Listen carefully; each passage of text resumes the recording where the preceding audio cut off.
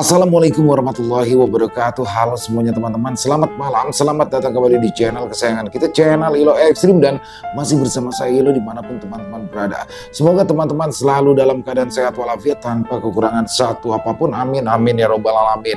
Dan pada kesempatan yang baik ini saya akan membawakan satu kisah dari salah satu penulis favorit saya, Bu Ayu Dia Suryani. Oh, kisah-kisah dari Bu Ayu selalu menarik untuk disimak ya teman-teman ya.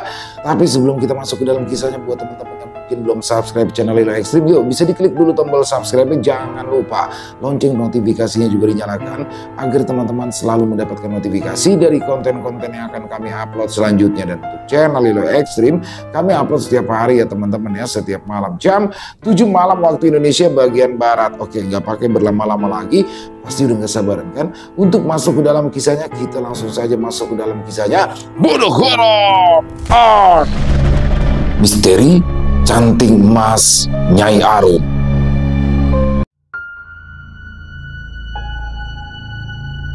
Kalau ada orang yang bertanya, siapa orang paling kaya di desa ini? Maka semua orang akan menjawab, Nyai Arumlah orang yang paling kaya di desa ini.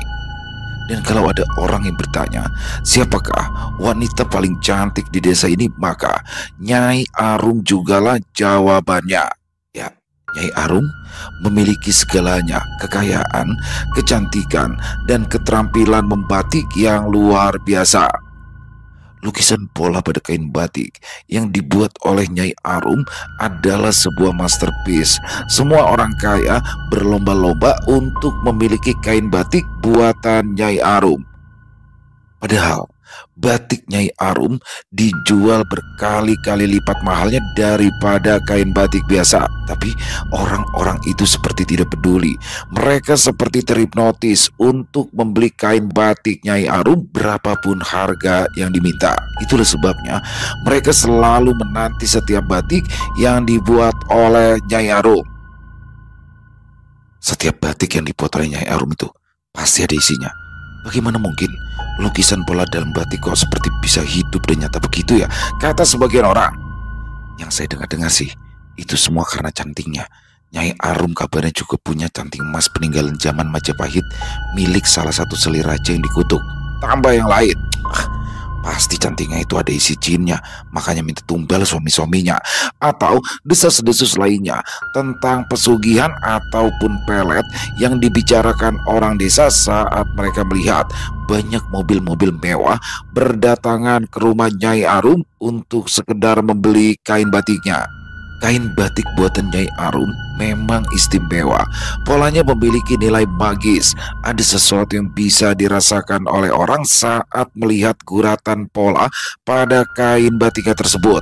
Rasa sedih, rasa sakit, rasa bahagia, atau rasa cinta yang bercampur menjadi satu, itulah yang membuat orang tergila-gila dengan pola batik buatan Nyai Arum.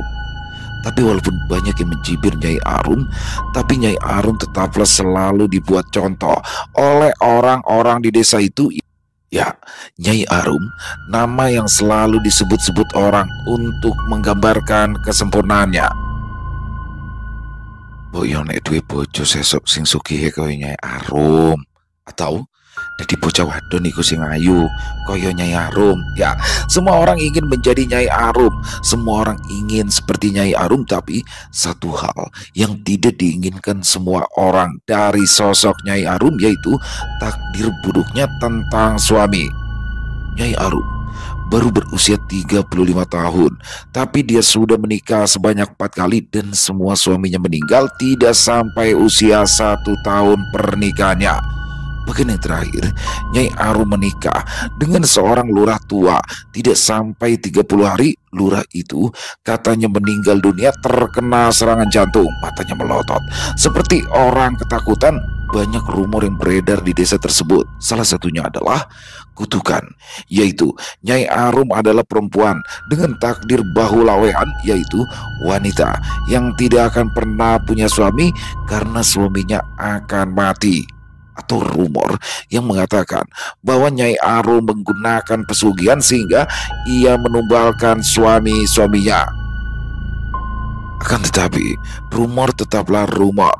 Orang-orang desa tetap boleh bebas memberikan pendapatnya tentang Nyai Arum, baik gunjingan maupun pujian, tetapi walau bagaimanapun juga mereka tetap hormat dan kagum pada sosok Nyai Arum yang cantik, kaya, dan baik hati. Entah pelet apa yang digunakan oleh wanita cantik itu sehingga sebenci apapun orang kepadanya, tetapi apabila bertemu dengannya maka orang tersebut akan langsung tunduk dan hormat.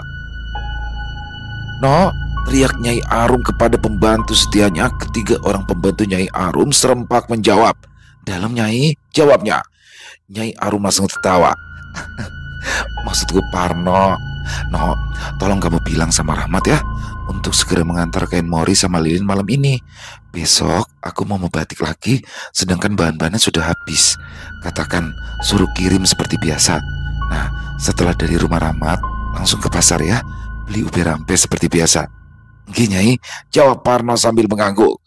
Nyai Arum memang memiliki 3 orang pembantu laki-laki. Mereka bertiga adalah 3 orang bersaudara. Yang pertama bernama Kusno. Kusno sudah memiliki anak dan istri tapi tinggal di desa sebelah. Lalu ada Warno yang walau perawakannya paling besar tapi ia sedikit kemayu. Sedangkan yang terakhir adalah Parno yang hobi makan tapi penakutnya luar biasa. Selain 3 orang pembantu setianya itu, Nyai Arum juga memiliki seorang sopir lepas namanya Joko. Joko adalah seorang pemuda yang rumahnya tidak terlalu jauh dari kediaman Nyai Arum. Sehari-harinya Joko memiliki workshop pembuatan figura. Awal perkenalan Joko dengan Nyai Arum adalah karena Nyai Arum sering meminta bantuan Joko untuk membuatkan figura untuk karya-karya batiknya yang tidak dijual, yang memang ia khususkan untuk dipajang. Joko sendiri sebenarnya adalah seorang laki-laki bekerja keras, tapi di desa kecil seperti ini, keahliannya membuat figura tidaklah terlalu banyak dicari orang, sehingga Joko lebih banyak menganggur. Padahal figura buatan Joko sangatlah indah dan rapi. Itulah sebabnya akhirnya Nyai Arum meminta kepada Joko untuk menjadi sopirnya apabila dia harus pergi ke kota atau apabila ada tamu-tamu penting yang minta dijemput atau diantar. Setelah mendapat perintah dari Nyai Arum, Parno segera mengendarai motor bututnya melaju ke arah rumah Rahmat. Orang tua Rahmat memang memiliki usaha toko yang khusus menyediakan bahan-bahan membatik, dan Nyai Arum lebih suka menyuruh pelayannya untuk langsung memesan kepada Rahmat daripada pergi ke toko milik Pak Harjo, ayah Rahmat di pasar, karena ia tak suka menjadi pusat perhatian dan bahan gunjingan orang di pasar. "Mas, wah kebetulan mau ke pasar yuk. Sisa nitip antarkan pesanan juragan gue yuk," kata Parno saat melihat Rahmat mengangkati bahan-bahan batik untuk dinaikkan ke mobil pickupnya. "Ah, siap Mas Parno. Seperti biasa kan?" tanya Rahmat. "Betul," jawab Parno memanjangkan huruf L-nya sambil menggoyang-goyangkan lidahnya. "Oke siap Mas. Kebetulan saya mau kirim ke pasar. Nanti tak sekalian mampir ke rumah Nyai Arum," jawab Rahmat. Setelah berpamitan, Parno pun langsung menaiki motornya lagi dan melaju menuju ke pasar. Parno langsung memarkirkan motornya tepat di depan seorang penjual bunga tabur langganannya. "Bok nah, sing ayune wara umum." "Biasa yo, kembang sak kresek cilik. Dupo karo menyan," kata Parno kepada wanita tua penjual bunga tabur itu. "Doromu arep batik maneh yono?" tanya Mbokna sambil tangannya menyiapkan pesanan Parno. "Yo jelas, kan sudah kebiasaan Doroku kalau mau batik harus pakai ritual dulu," jawab Parno. "Loh, berarti benar kan kata orang-orang kalau Doromu itu pakai ilmu buat batik?" tanya Mbokna penasaran. "Loh yo jelas toh Mbok, ilmune yo ilmu batik." "Bocah gemblong ditakoni wong tua kena-kena kok jawabane ngawur," kata Mbokna. "Walah yo Mbok, wong aku iki kerja di sana sama saudara-saudaraku sejak masih muda yo. Gak pernah lihat Doroku aneh-aneh. Tak pikir kok yo biasa ya kalau orang mau melakukan sebuah pekerjaan itu berdoa dulu, meminta kepada penguasa alam semesta bumi dan langit. Ya mungkin kepercayaannya juraganku itu berdoanya pakai beginian. Ya aku bisa opo," jawab Parno lagi. "Tapi selama kamu bekerja di sana, apa kamu nggak pernah melihat atau mendengar yang aneh-aneh? No, Mona masih terus saja mengejar. Oh, Rembo, aku sama saudara-saudaraku nggak pernah lihat yang aneh-aneh. Lagian amit-amit mbok, ojo sampai aku lihat yang aneh-aneh yo, iso ngompol aku. Wong aku ini kan orang penakut, tapi aku sudah bertahun-tahun kerja sama Doro Harum itu bisa betah ya karena tidak pernah lihat yang aneh-aneh itu tadi. Jawab Parno lalu memberikan sejumlah uang dan mengambil belanjanya. Awas, kowe dah ditumbal selanjutnya lono, teriak Mona saat Parno hendak naik ke atas motornya. Parno hanya membalas sambil tersenyum kecut. Sepanjang perjalanan pulang, Parno nampak melamun. Dia mulai memikirkan kata-kata Mona sampai tidak sadar motornya sudah hampir memasuki gerbang rumah Nyai Arum dan berpapasan dengan mobil pick up Rahmat yang hendak mengantar pesanan Doronya. Oh, ojo ngelamun no, teriak Rahmat yang mobilnya hampir saja menabrak motor Parno. Walah, maaf Mas Rahmat, rodo ngantuk aku, jawab Parno berbohong. Rahmat lalu memarkirkan mobilnya di depan pintu rumah Nyai Arum dan memberikan kode dengan menekan klaksonnya sekali. Tak lama kemudian tampak wanita ayu nan anggun keluar dari dalam rumah. Semua pesananku ada, Mat? Tanya Nyai Arum, suaranya begitu lembut dan merdu di telinga Rahmat. Oke, wonten Nyai, jawab Rahmat.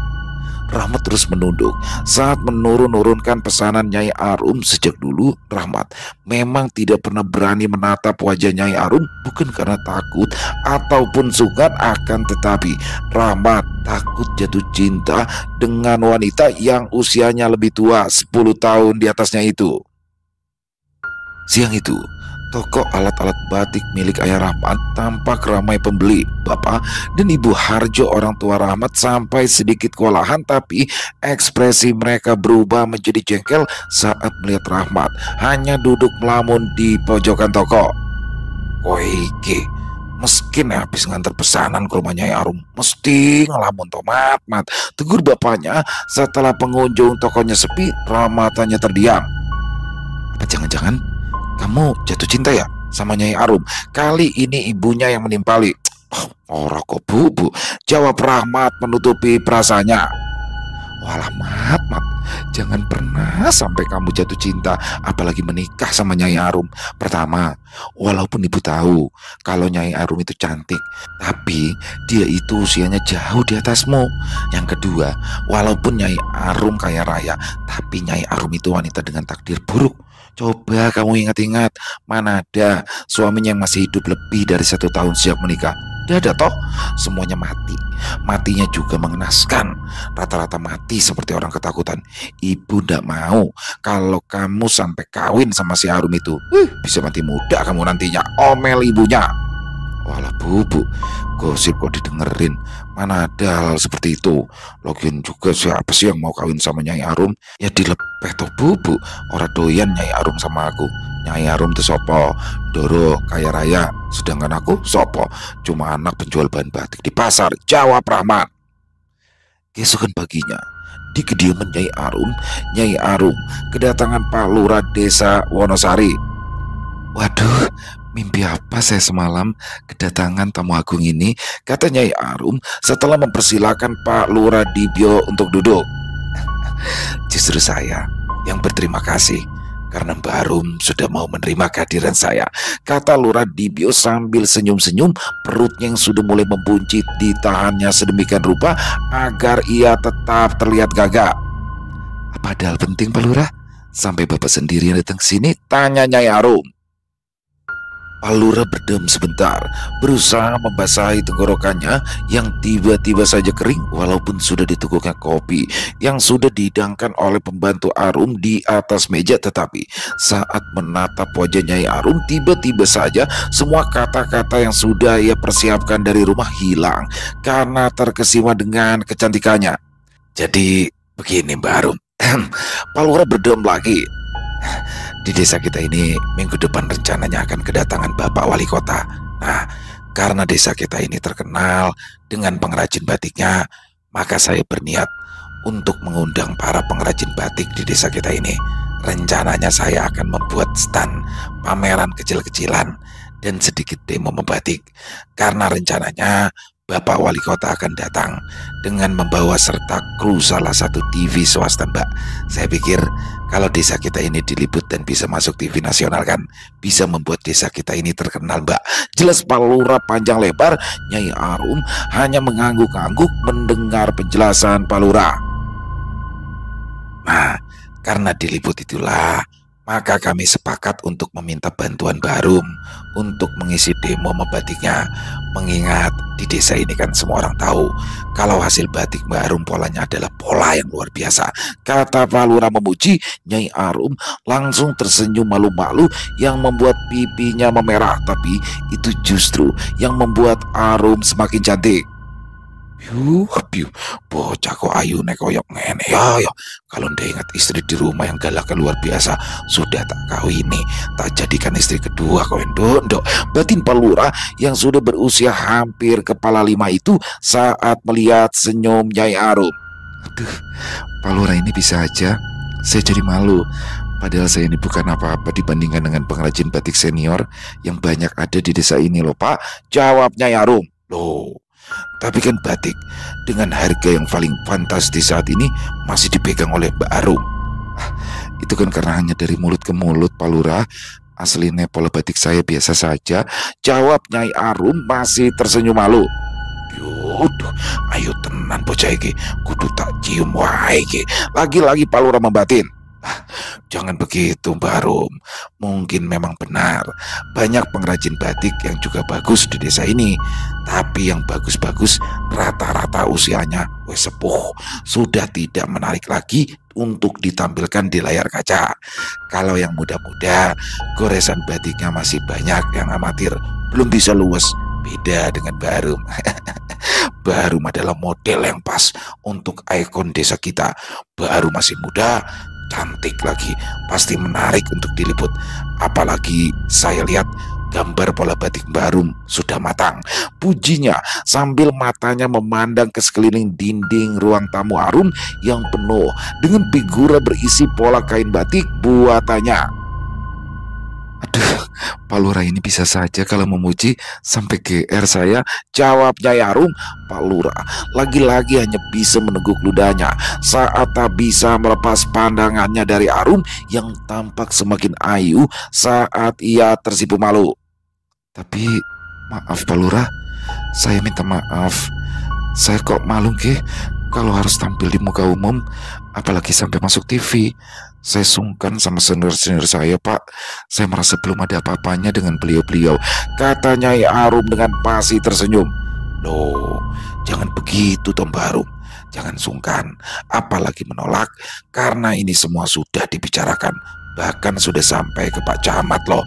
Dan Pak Camat sendiri sudah tanda tangan menyetujui kalau Mbak Arum lah yang akan mengisi acara untuk demo batik nanti. Apa perlu Pak Camat sendiri yang kesini? Rayu Pak Lurah. Aduh, ya jangan toh Pak, malah sungkan saya. Arum tampak bingung. Sudah, diterima saja Mbak Arum. Paling lama 15 menit demo, lalu 15 menit wawancara. Setelah itu selesai. Apalagi acara ini kan diadakan untuk amal, Mbak. Nanti hasil dari penjualan batik-batik itu sebagian akan digunakan untuk menolong para lansia, anak yatim, dan orang-orang tidak mampu lainnya. Terang Pak Lurah lagi. Nyai Arum yang pada dasarnya tidak tegaan kala mendengar kata amal, hatinya pun langsung luluh. Oh, jadi ada acara amal juga toh Pak? Tanya Nyai Arum. Ya justru karena ada acara amal itu loh Mbak, maka diliput oleh TV untuk menjadi contoh desa-desa lain agar bisa mandiri dalam mengangkat derajat masyarakat di desa yang hidup masih di bawah garis kemiskinan. Terang Pak Lurah. Nyai Arum tampak terdiam sejenak sampai akhirnya ia mengangguk. Baik Pak Lurah, kalau begitu insya Allah saya mau, jawab Arum pada akhirnya. Alhamdulillah. Wah, Pak Camat pasti senang ini kalau dengar.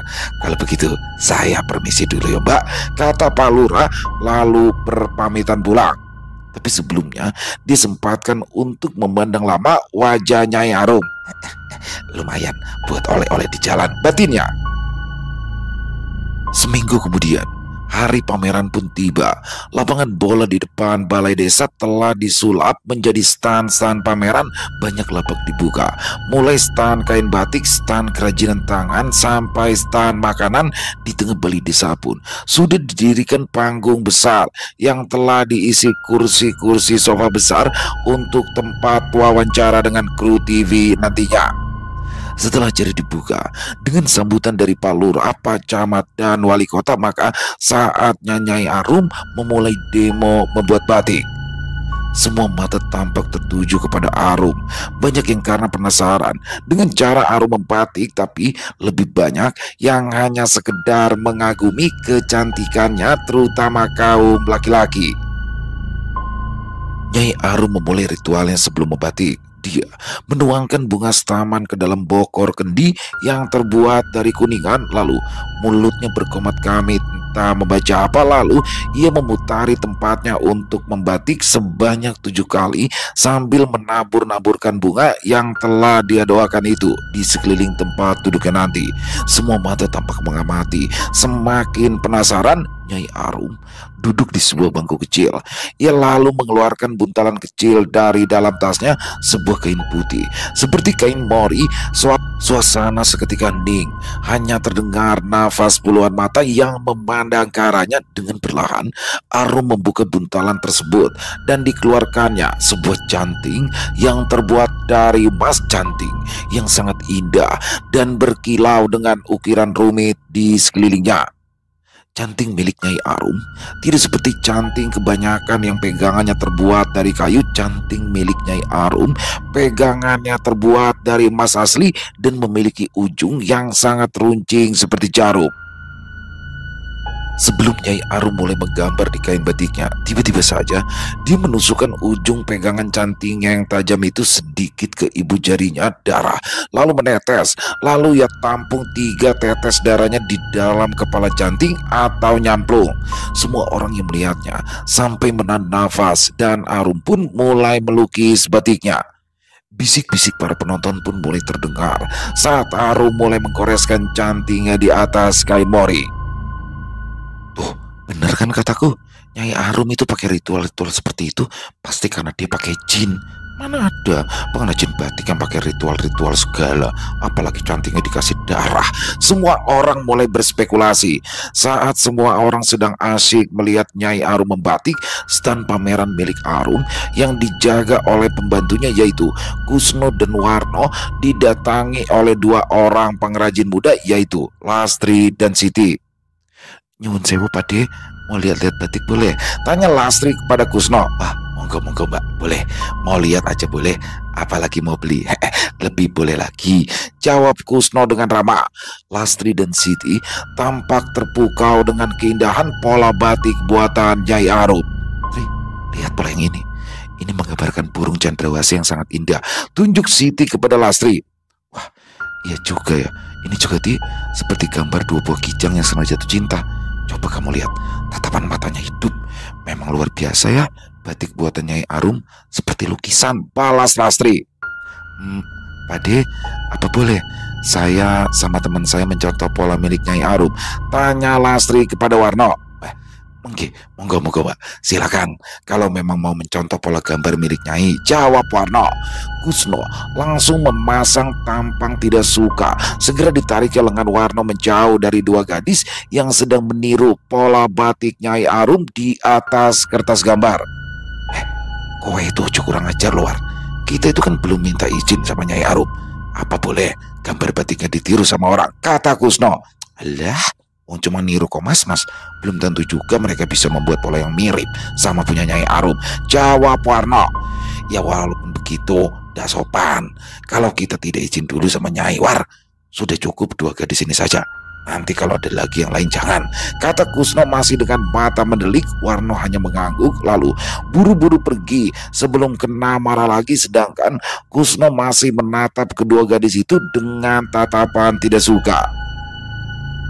Seminggu setelah acara pameran dan amal yang diadakan di desa tersebut, muncul sebuah kejadian yang menggemparkan seluruh desa, yaitu kematian dua orang gadis, yaitu Lastri dan juga Siti, dua orang gadis muda yang ditemukan meninggal dalam waktu yang hampir bersamaan. Lastri ditemukan meninggal dunia pagi itu oleh adiknya di ruang tamu rumahnya saat kedua orang tuanya sedang pergi ke sawah dalam kondisi yang mengenaskan. Matanya melotot dan jari tangannya mencengkram kuat seolah-olah ketakutan. Tidak lama kemudian, sore harinya, Siti juga ditemukan meninggal di serambi depan rumahnya oleh sang ayah dengan kondisi yang sama, yaitu sama-sama melotot.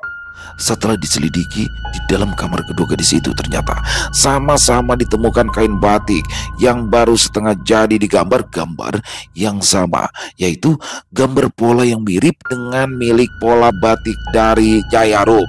Seluruh desa gempar.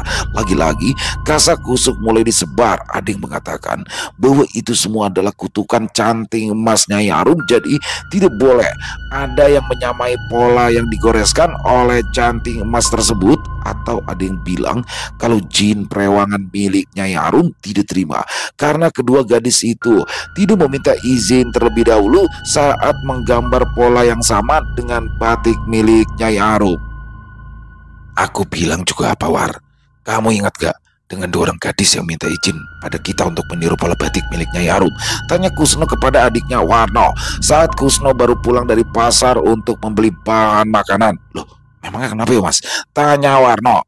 Kedua gadis itu mati, jawab Kusno. Warno yang sedang menyapu langsung menjatuhkan sapunya, wajahnya memucat. Serius, Mas? Tanya Warno tidak percaya. Kandani kok. Dua orang gadis itu mati dalam kondisi yang sama, matanya melotot seperti orang ketakutan. Tadi waktu aku ke pasar, hampir semua orang ngomongin dia, kata Kasno lagi. Waduh, jangan-jangan benar ya desas-desus yang beredar selama ini, Mas. Kalau canting emas milik Nyai Arum itu ada isinya, dan dia tidak rela kalau sampai ada orang yang meniru pola yang telah dia buat. Tanya Warno. Yomboh, War. Tapi perasaanku selama kita kerja di sini juga ndak pernah tuh menemukan kejadian yang aneh-aneh, kata Kusno lagi. Ih, kok aku jadi takut tuh, Mas. Jangan-jangan memang benar rumah ini ada penunggunya. Warno walaupun memiliki badan besar, tapi ia adalah laki-laki penakut. Alah, apa kamu selama di sini pernah lihat setan? Hah? Pernah lihat yang aneh-aneh? Wes, pokoknya yang penting kita kerja dengan niat baik, insya Allah tidak ada apa-apa. Wes, aku mau masak dulu, jawab Kusno lalu melangkah menuju dapur. Warno yang tiba-tiba ditinggal Kusno melirik ke kiri dan ke kanan.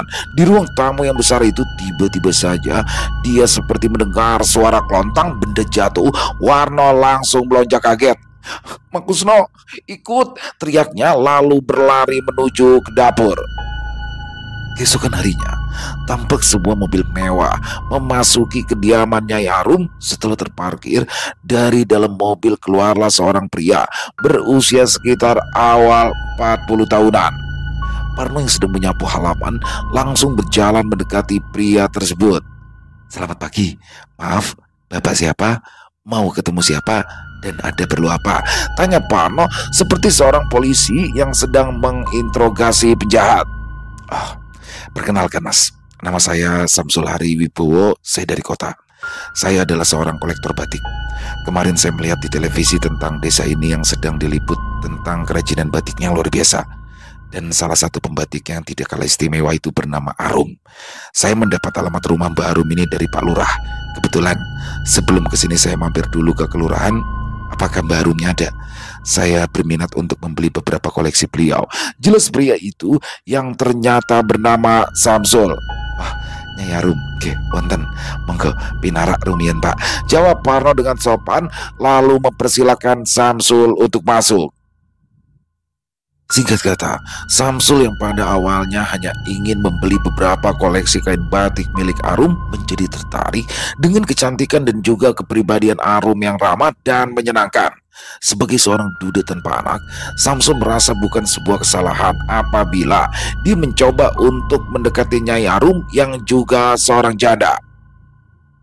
Akhirnya, Samsul dan Arum pun mulai intens untuk bertemu. Pada awalnya, memang Samsul lebih banyak bertukar pikiran dengan Arum tentang masalah batik, akan tetapi lama-kelamaan merembet ke urusan pribadi, mulai dari kehidupan masing-masing sampai masalah asmara.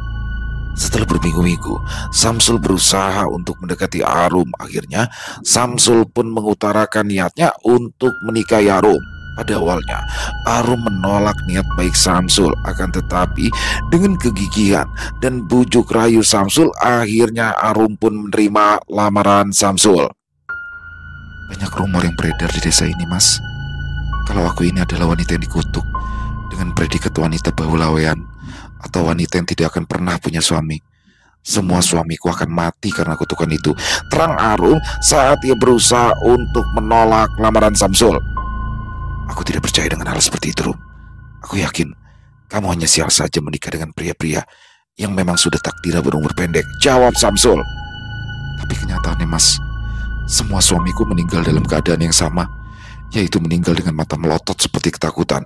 Arum masih berusaha untuk menolak lamaran Samsul. Aku tidak peduli, Rum. Aku sudah terlanjur jatuh cinta denganmu. Kelak, kalau memang benar ada kutukan yang mengikatmu, maka aku akan mengajakmu pergi ke kota. Kita akan tinggal di sana. Kita akan memulai hidup baru di sana. Mungkin dengan suasana yang baru, hidup kita akan jauh lebih tenang. Samsul masih tetap membujuk. Dan setelah melalui perdebatan yang panjang, akhirnya Arum pun bersedia menerima lamaran Samsul. Berita pernikahan Nyai Arum dengan seorang pria kota yang kaya raya dengan cepat menyebar di desa kecil itu. Seluruh desa menjadi heboh saat mendengar Nyai Arum akan menikah untuk yang kelima kalinya. Warjo, sudah dengar berita belum? Tanya Bu Warni dan Bu Singgi yang siang itu datang ke toko peralatan batik milik orang tua Rahmat. Berita apa toh ibu-ibu? Iki mesti harap gosip iki, jawab Bu Harjo. Itu loh, si Arum kabarnya mau nikah lagi, yang kelima kali loh. Kabarnya dia mau nikah sama duda kaya raya dari kota, kata Bu Singgi dengan semangat 45. Alah, paling gak lama lagi juga suaminya mati. Kan memang si Arum itu sengaja kawin agar suaminya bisa dia jadikan tumbal, kata Bu Harjo sambil melirik ke arah anaknya Rahmat yang masih menghitung jumlah barang masuk dan keluar. Rahmat yang merasa diperhatikan oleh ibunya sempat menghentikan pekerjaannya, lalu dia mulai menghitung lagi. Bu Harjo yang sebenarnya tahu kalau anaknya naksir berat kepada Nyai Arum, maka ia sengaja mengeraskan suaranya agar Rahmat mendengar dan menyadari betapa jahatnya Nyai Arum. Lah iya, apa sih yang membuat laki-laki itu kepincut sama Arum? Kalau cantik oke, kaya juga iya, tapi boyo mikir, dia itu kan kena kutukan baulawean. Semua suaminya pasti mati. Taruhan, paling juga sama yang baru ini nggak sampai setahun, ujar Bu Warni dengan mulut yang dimonyong-monyongkan. Lo ya ilmu peletnya lah, ilmu pengasihan. Dia mungkin si Arum itu polos-polosan. Pasti dia pakai ilmu-ilmu nggak kena. Kalian ingat gak saat dia demo batik dulu? Mana ada ilmu batik pakai acara sebar-sebar kembang setaman, pasang dupa. Kalau tidak lagi ngasih makan jin perewangannya. Lagi-lagi Bu Singgi berusaha membuat obrolan mereka bertiga menjadi heboh. Rahmat yang tidak kuat mendengar obrolan para ibu-ibu tersebut memilih untuk menghentikan pekerjaannya sebentar. Dia ingin menghirup udara segar di luar toko. Loh, mau kemana? Tanya ibunya. Mau ngadem dulu Bu, sebentar di luar. Di dalam panas kayak hawa neraka, jawab Rahmat menyindir ibu-ibu yang sedang asik bergosip. Mat, kalau kamu keluar tolong sekalian belikan ibu obat sakit kepala di apotek sebelah ya, pinta ibunya sebelum Rahmat melangkah keluar. Rahmat hendak masuk ke apotek yang ada di sebelah tokonya ketika ia berpapasan dengan Joko, sopir pribadi Nyai Arum. Wah, apa kabar Mas Joko? Sudah lama tidak ketemu. Bagaimana kabarnya? Tanya Rahmat sambil menyalami tangan Joko. Joko langsung membalas uluran tangan Rahmat. Wah iya ya, sudah lama ya kita tidak ketemu. Tokonya Mas Rahmat tambah rame sih, jadi Mas Rahmat repot, jadi jarang kumpul-kumpul lagi, kata Joko. Oh biasa aja Mas. Oh ya, kok tumben Mas Joko ke pasar belanja apa? Tanya Rahmat lagi. Ini loh Mas, jawab Joko sambil menunjukkan santu plastik kecil di hadapan Rahmat. Pernis. Loh, Mas Joko kalau mengkilatkan kayu figura itu pakai vernis yang cair toh, bukan yang padat? Tanya Rahmat. Iya mas, kalau pakai yang padat tuh gosoknya lama, kalau pakai yang cair lebih cepat. Tapi ya gitu, harus lebih hati-hati karena kan bahannya lebih keras, harus pakai sarung tangan. Kalau enggak, panas di tangan. Terang Joko. Oh, eh, Mas Joko apa sudah dengar kalau Mbak Arum akan menikah lagi? Tanya Rahmat tiba-tiba. Sepertinya memang begitu mas. Nama calonnya itu Pak Samsul. Orangnya gagal loh mas. Walaupun sudah kepala 4, tapi masih ganteng. Dan saya dengar beliau itu juga kaya raya. Jawab Joko. Ada perasaan sakit yang tiba-tiba muncul di dalam hati Rahmat. Entah perasaan apa, tapi yang jelas dia benci dengan perasaan ini. Mereka berdua akhirnya ngobrol banyak sebelum akhirnya Joko berpamitan karena masih ada pekerjaan. Dan Rahmat pun buru-buru masuk ke apotek untuk membeli obat sakit kepala ibunya. Malam harinya di rumah Nyai Arum, tampak Samsul dan Nyai Arum yang sedang duduk berduaan di ruang tamu. Oh iya Rum, aku dengar kamu memiliki sebuah canting yang terbuat dari emas. Tanya Samsul. Iya mas, tahu dari mana? Tanya Arum. Dulu aku kan sempat melihat sekilas di TV, dan hal itu membuat aku jadi penasaran. Apakah memang benar-benar terbuat dari emas atau hanya warnanya saja yang emas? Kata Samsul. Asli emas dong mas. Canting itu pemberian bibiku yang tinggal di ibu kota. Dia membuatkan aku canting emas itu sebagai hadiah karena beliau adalah pengrajin emas. Jawab Arum. Oh, jadi itu bukan canting milik salah satu seli raja yang dikutuk? Tanya Samsul lagi. Tentu saja tidak, Thomas. Lalu, apakah canting itu ada isinya? Tanya Samsul lagi dengan perlahan, takut Nyai Arum tersinggung. Pasti kamu dengar gosip dari warga desa ya, Mas? Kamu takut? Tanya Arum. Ya enggak dong. Aku cuma penasaran dengan cerita Parno kemarin yang mengatakan kalau kamu itu harus melakukan ritual dulu sebelum membatik, bahkan sampai melukai jarimu sendiri. Oh, kalau itu memang ajaran ibuku.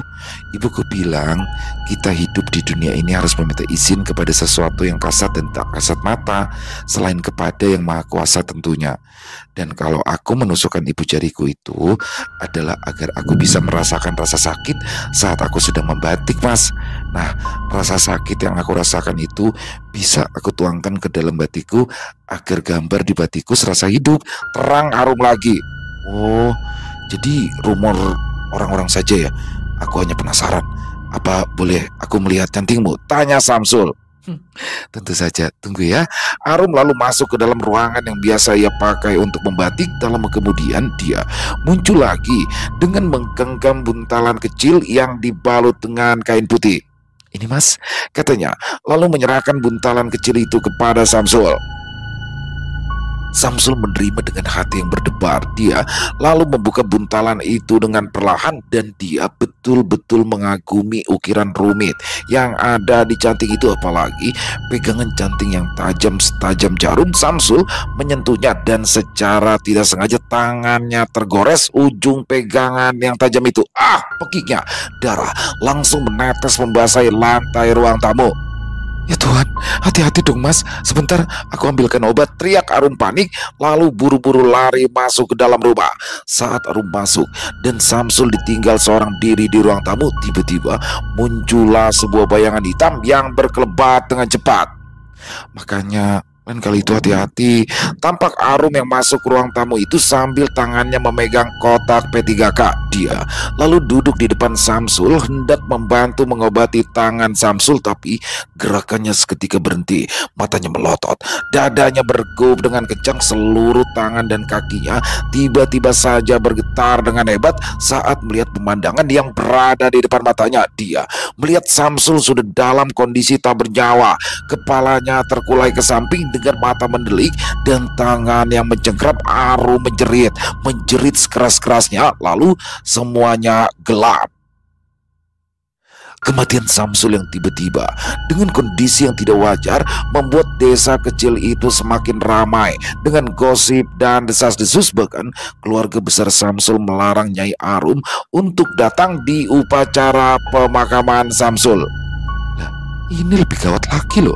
Ini belum jadi suami loh, udah mati, kata Bu Singgi yang lagi-lagi datang ke toko Bu Arjo bersama dengan Bu Warni. Lah iya ya, gawat bener sih Arum itu. Mungkin canting emasnya itu sudah tidak sabar nunggu Arum nikah. Jadi dia sudah minta duluan tumbalnya, timpal Bu Arjo. Ih, ngeri banget ya. Iya, kalau memang kita semua sudah mencurigai Arum adalah pelaku pesugihan, kenapa kau tidak lapor polisi aja biar ditangkap? Kali ini Bu Warni yang berbicara. Dia sebenarnya sering cemburu kepada Nyai Arum karena suaminya sering membanding-bandingkan dirinya dengan Nyai Arum. Mana buktinya? Kalau ndak ada bukti, ndak bisa main tangkep aja toh Bu. Karena yang saya dengar, hampir semua suami si Arum itu kalau diotopsi tidak ditemukan kekerasan atau apapun. Terang Bu Arjo. Ya kalau polisi ndak bisa nangkep Arum, ya kita aja warga yang bergerak. Sebelum jatuh korban lagi Warni berbicara dengan penuh semangat. Halah gombal, ya orang mungkin di desa kita ini mulai dari RT sampai camat sudah bertekuk lutut di bawah kaki si Arum. Kalian pikir jalan-jalan gapura-gapura desa sini bisa terbangun itu atas sumbangan siapa? Ya si Arum penyumbang terbesarnya. Terang Bu Arjo lagi. Oh ya, ngomong-ngomong kok dari tadi aku nggak lihat si Rahmat tuh Bu, tanya Bu Singgi pada Bu Arjo. Lampuh, mana anak itu?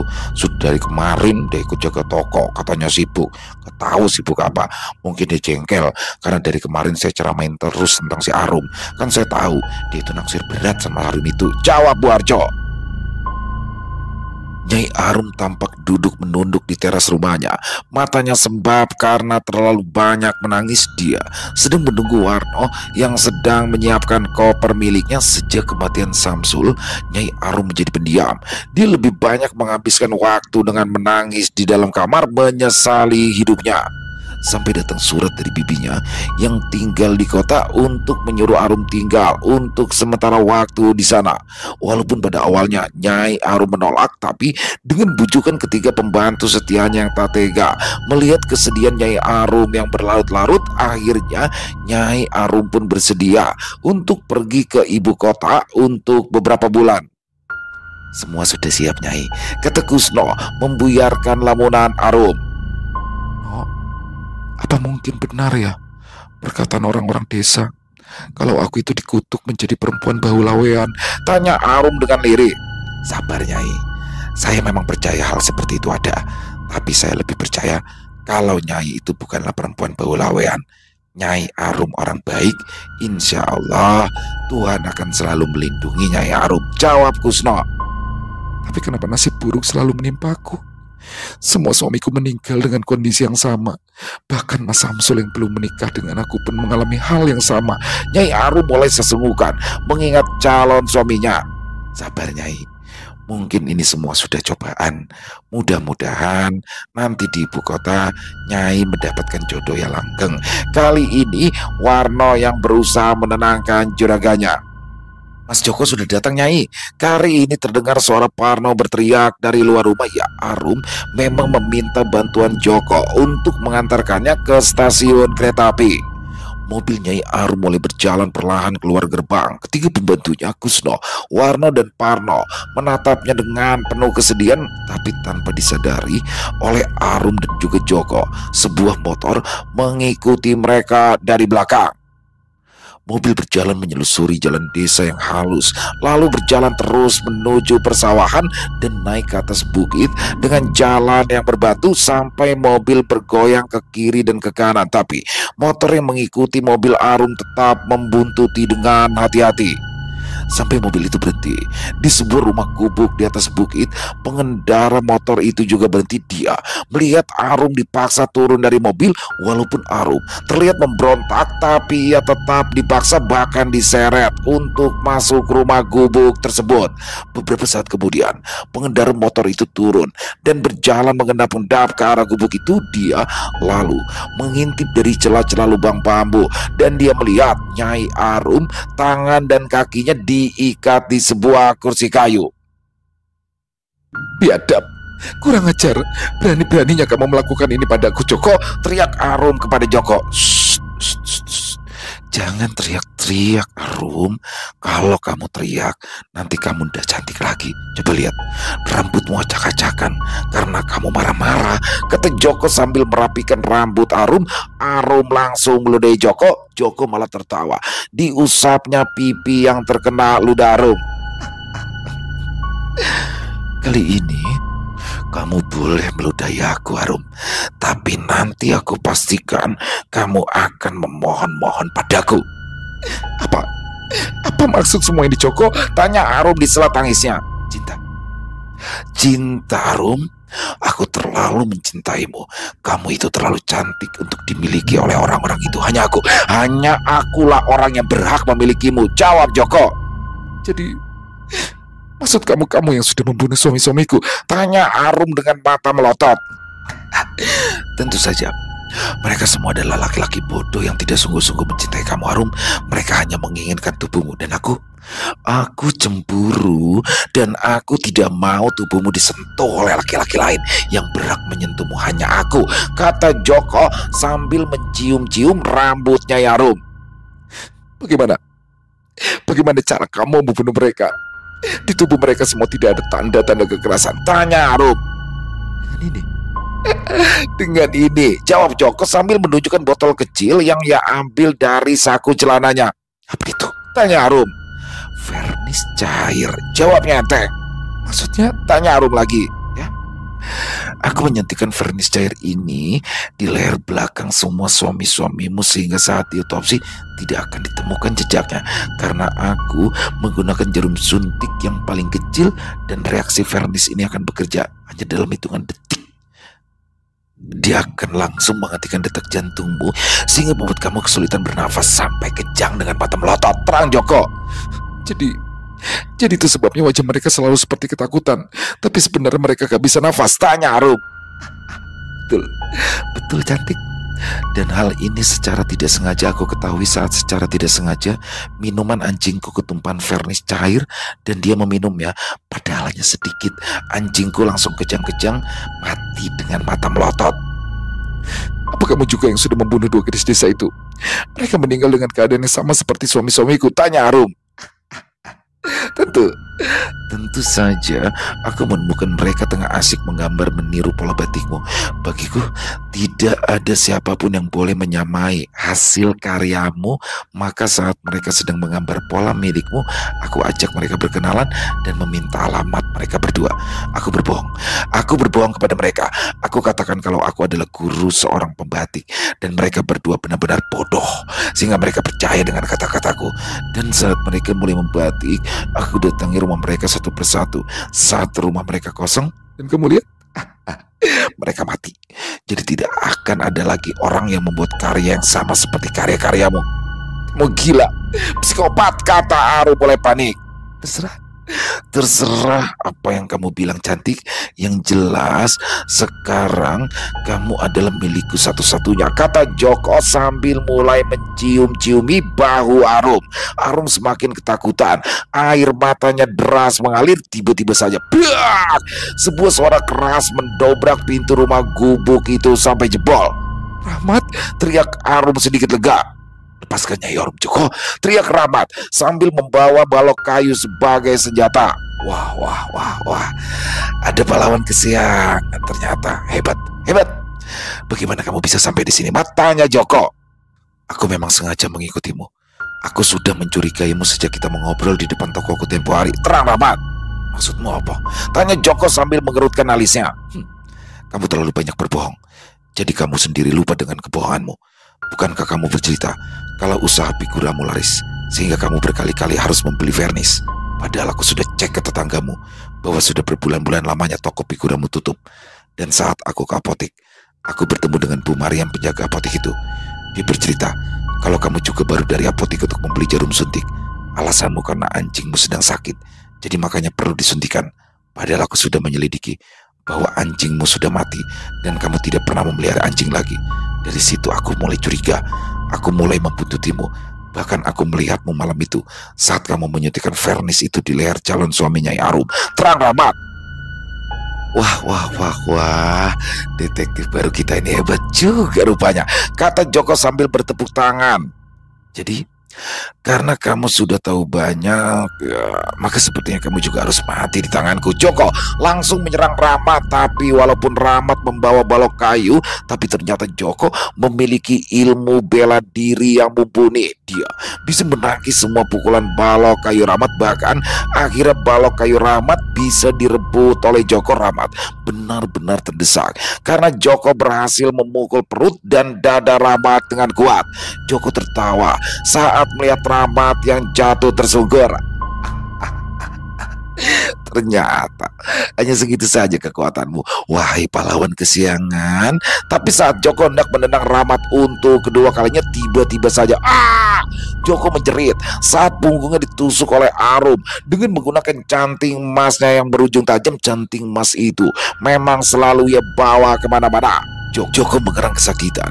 Dia langsung memutar badannya menghadap Arum hendak memukulnya, tapi dengan sigap Arum menusukkan lagi canting emasnya ke dada Joko berulang-ulang, bahkan sampai Joko jatuh. Arum terus menusukkannya sambil berteriak-teriak menuntaskan semua amarah dan sakit hatinya, sampai Rahmat akhirnya memegang tangan Arum yang sudah bersimbah darah mencoba menghentikannya. Lalu Rahmat memeluk Arum yang langsung menangis sejadi-jadinya. 1 tahun setelah kejadian itu, tampak Rahmat sedang duduk di rumah Nyai Arum dengan ditemani ayah dan ibunya. Mereka berniat hendak melamar Nyai Arum untuk menjadi istri Rahmat. Arum hanya tersenyum saat ayah Rahmat memintanya, karena Arum yakin kalau kali ini pernikahannya akan baik-baik saja. Selesai. Wow, luar biasa. Saya suka banget di kisah-kisah yang kayak gini. Misterinya dapet banget ya. Jadi apa yang dituduhkan oleh para warga desa ini semuanya salah. Dan tapi saya juga sempat berpikiran ya, ini pasti ini pesugihan, ini pasti punya pengasihan nih, karena banyak tata caranya yang tidak lazim digunakan, tapi ternyata ya dijelaskan kan sama Nyai Arum bahwasanya canting emas itu bukan seperti yang digembar-gemborkan canting dari zaman kerajaan Majapahit yang dimiliki oleh salah satu selir dari Raja Majapahit. Bukan, itu adalah hadiah dari bibinya, yang mana bibinya ini merupakan pengrajin emas ya teman-teman ya. Jadi itu emasnya banyak ukirannya. Di lain sisi juga ritual atau apapun yang dilakukan oleh Nyai Arum sendiri itu ternyata bukan merupakan ritual yang aneh-aneh, karena itu adalah budaya yang turun-temurun, tidak ada maksud aneh-aneh di situ. Dan ketika dia melukai ibu jarinya dengan canting itu, di situ ternyata supaya dia merasakan sakit, sehingga pada saat dia melukis membatik itu, di situ rasa sakit dia tersalurkan, karena mungkin hidupnya sakit ya. Dia 5 kali janda, 5 kali meninggal suaminya, kan itu tragis banget. Ternyata semua itu patah. Bagaimana ternyata itu semua adalah perbuatan dari Joko, supir pribadinya yang diam-diam mencintai dia.